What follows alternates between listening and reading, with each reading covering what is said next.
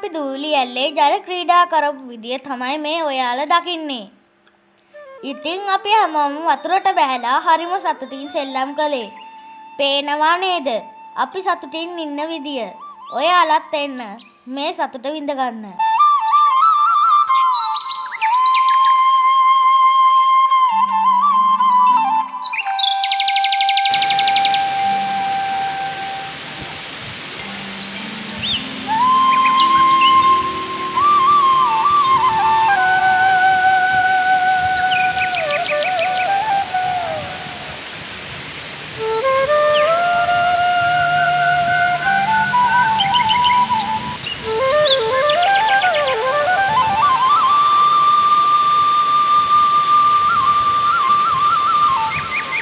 ඉතින් ආපහු දවසක මෙවැනි වීඩියෝ එකක් අරගෙන ඔයාලා හමු වෙන්න එනවා.